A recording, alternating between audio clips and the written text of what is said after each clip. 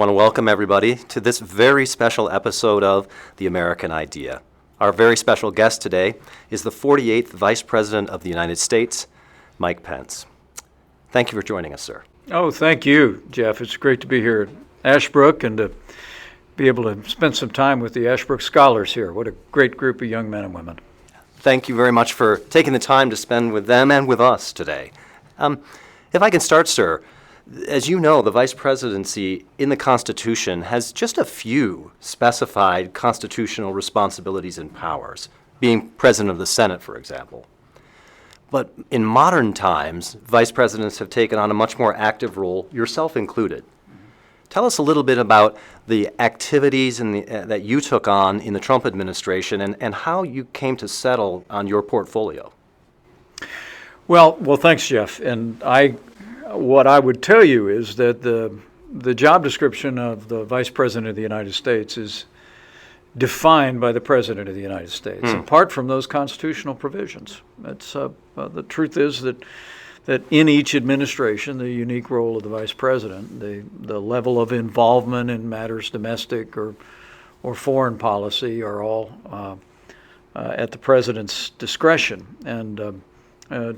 And it's one of the reasons why, when I was being considered for this position, the man that I used to call Donald and I spoke in great length about his expectations. And he said to me repeatedly, he said that his vision for a vice president could be summed up with one word, and that was active. Uh-huh. And that's what we call promises made and promises kept. Mm-hmm. I think the president drew on my experience as a governor to, I think during the days of the White House coronavirus task force. I literally interacted with the nation's governors literally every week on a video teleconference call and worked on a daily basis combating that pandemic. But also, I think he relied on my experience as a member of Congress for 12 years. Right. I was very involved in our legislative agenda. I was proud of the fact that we passed historic tax cuts and tax reform by a close vote in the United States Senate. We rolled back more regulation than any administration in American history. We enacted the largest trade deal in the history of the country. All of these took legislative action. Mm-hmm. I was involved there, but then the president also, I'm grateful to reflect, called on me in many instances to represent the United States overseas, speaking at conferences, meeting with world leaders, representing the president and our America First vision as I traveled around the world. And so it was a great privilege for me, but I can tell you, going in, it was I had no doubt that our administration would be an energetic administration. Yeah. It was. We worked every day to keep the promises we made to the American people, and I'll always be grateful for the opportunities President Trump gave me to participate in that work. Given all those activities, what surprised you most about being vice president? Well, it's. You mean other than everything? I mean, honestly, Jeff, I'm a small town guy from southern Indiana. My dream when I was growing up was to be the congressman from my hometown, like the late John Ashbrook grew up to be an incredible man, inspiring conservative leader. But I had the opportunity to serve my state as governor, but I don't ever remember imagining that I'd have the opportunity to serve in the White House, to serve as Vice President of the United States. And so much of it for me was a humbling experience. Mm-hmm. Never lost a sense of the privilege, even in the midst of the divisive politics and a almost uniformly hostile national media. Right. It was still a great honor for me every day. And when I saw the results that we achieved, record investments in our national defense, the creation of the first new division of our armed forces in 70 years in the U.S. Space Force, when I saw the way we revived the economy, 7 million jobs created, wages rising, the lowest unemployment ever recorded for African Americans and Hispanic Americans. And then when I saw the progress we made in seeing constitutional conservatives appointed to our courts, including 3 constitutional conservatives confirmed on the Supreme Court of the United States, I cherish the opportunity to have been some small part of creating that record, and but was always always every single day driving into the White House. Never lost that sense of privilege. The qualities that you've seen, you were in the legislature, you've served for a number of terms in Congress, of course, as you mentioned, governor of Indiana and vice president. What qualities in your experience that you've learned do you think are most important for leadership? And I think some of our listeners would be interested to know, are those the same qualities in the legislature as they are in the executive? I think they're both forms of leadership, Jeff, but I think you raise a very insightful point, particularly for young people that are looking on. When you're a legislator, you're first, in my judgment, there to be faithful to what your constituents elected you to do. Mm-hmm.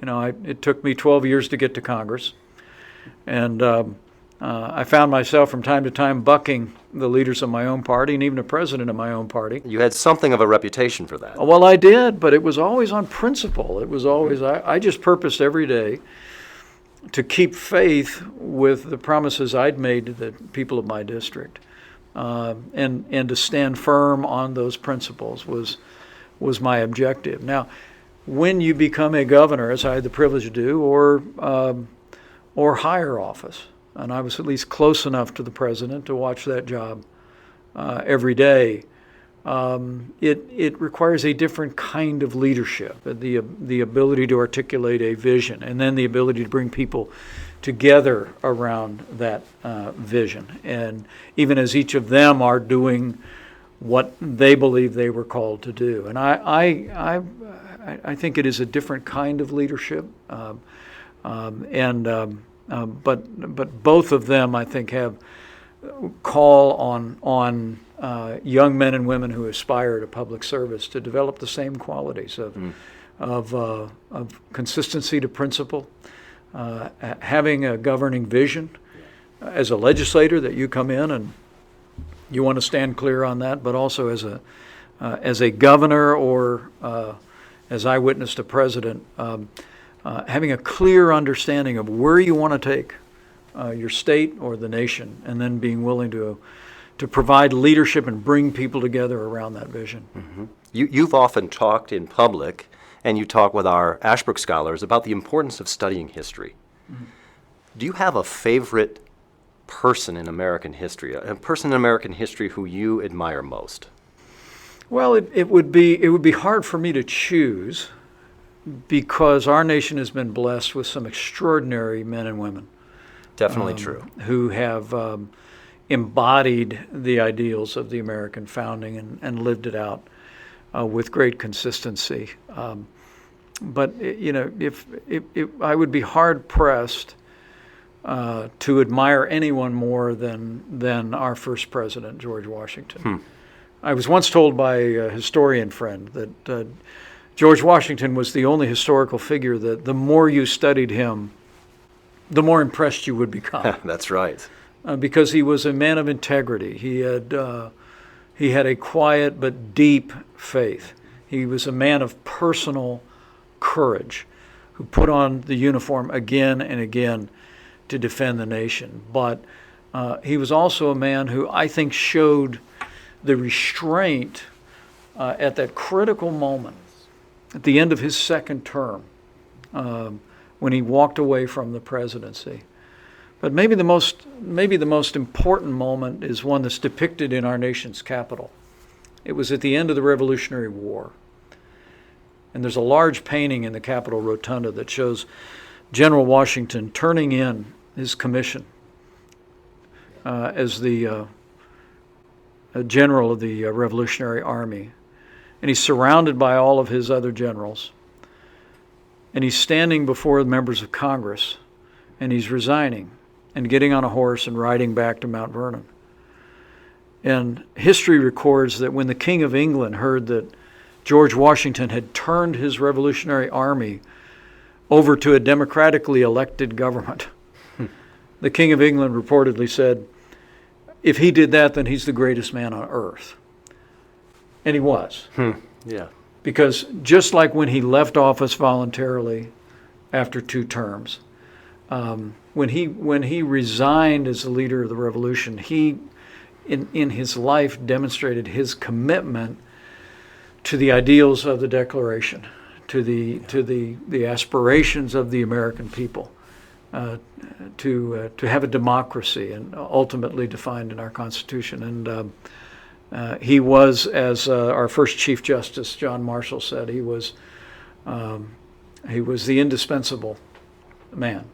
And so, if I had to pick, and I really didn't want to, I'd probably have to start with That's Washington. a great pick, though. That's a great pick and a great hero, George Washington.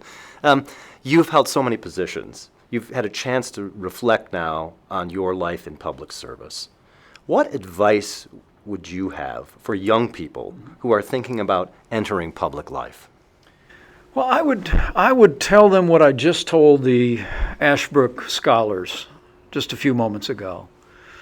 And that is, I remember what it was like to be in my 20s and have a desire to be involved in public life and politics.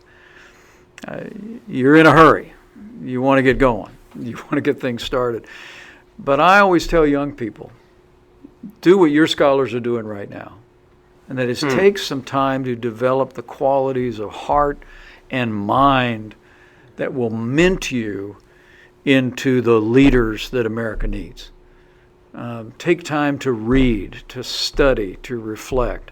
And there's a great verse in the Bible that speaks about when the Nazarene was growing up. It says he grew in wisdom and in stature, in grace before God and grace before men. I think that's a great list for young people to think about, to grow in wisdom, to become people of physical fitness and strength, to open your heart to faith in your life, and build relationships and understand what it is to be a good friend.